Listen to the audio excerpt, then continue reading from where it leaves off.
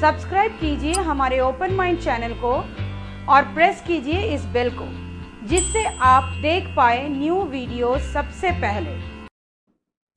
Hello दोस्तों, आज हम किडनी की संरचना और उसके कार्य के बारे में जानेंगे, लेकिन उससे पहले मनुष्य के उत्सर्जन तंत्र को समझते हैं। उत्सर्जन तंत्र हमारे पेट में स्थित अंगों में उस जगह को कहते हैं जहां मूत्र बनता है, संचय करता है और थोड़े थोड़े समय के अंतराल पर उसे विसर्जित करता है। इस अंग समूह में 2 किडनी या गुर्दे, 2 मूत्रवाहिनी या यूरेटर, 1 मूत्राशय या यूरिनरी ब्लैडर तथा 1 मूत्र नली या यूरेथ्रा होती है। दोनों गुर्दों को अलग अलग मूत्रवाहिनी नली मूत्राशय को जोड़ती है, जबकि मूत्राशय से मूत्र त्याग एक ही मूत्र नली से होता है। शरीर की विभिन्न मेटाबॉलिक क्रियाओं के क्रम में ऊतकों, अंगों, मांसपेशियों आदि में कुछ व्यर्थ एवं हानिकारक पदार्थ जैसे नाइट्रोजन युक्त अमोनिया, यूरिया, यूरिक एसिड और आयंस जैसे सोडियम, पोटेशियम, फास्फेट, सल्फेट आदि बनते हैं।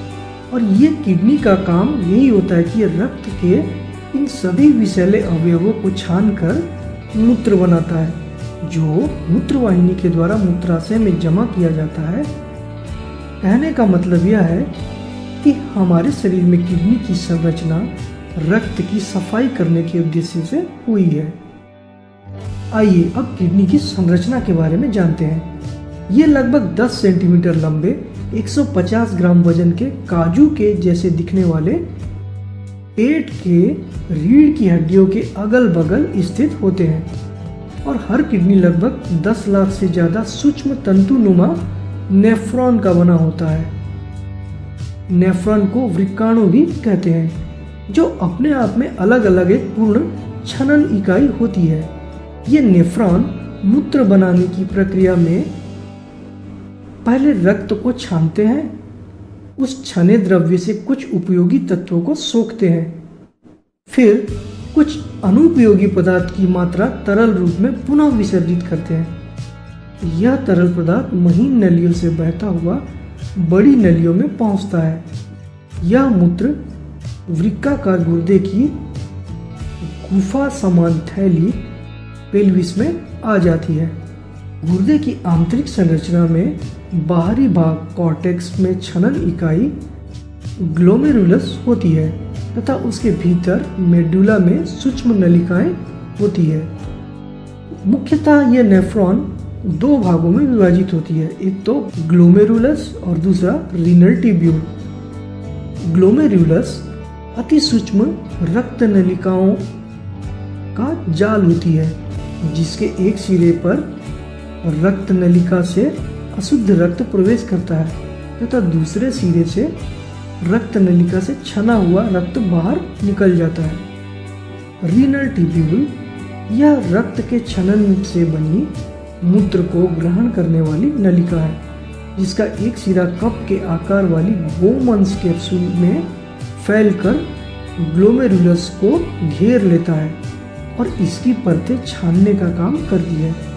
कई ट्यूब्यूल्स के दूसरे सिरे आपस में जुड़कर एक संग्राही नली या कलेक्टिंग डक्ट बनाते हैं, जो गुर्दे की मूत्रग्राही थैली या रीनल पेल्विस में खुलती है। ग्लोमेरुलस एवं बोमन कैप्सूल को संयुक्त रूप से मेल्पिजियन बॉडी कहते हैं। अब ये मूत्र बनकर किडनी के गुफा समान पेल्विस में आता है, तत्पश्चात मूत्रवाहिनी के द्वारा मूत्राशय तक पहुंच जाता है। तो मुख्य रूप से किडनी के क्या कार्य हैं? किडनी शरीर में जल की मात्रा नियंत्रित रखता है। दूसरा, किडनी खून की सफाई करता है। तीसरा, शरीर में अम्ल और क्षार की मात्रा संतुलित रखता है। किडनी रक्तचाप पर नियंत्रण रखता है और किडनी विटामिन डी का निर्माण भी करता है। तो आज के लिए बस इतना ही। न्यू अपडेट्स के लिए हमारे चैनल को सब्सक्राइब कीजिए, दिए गए लिंक्स को क्लिक कीजिए और हमारे वीडियोस को एंजॉय करते रहिए।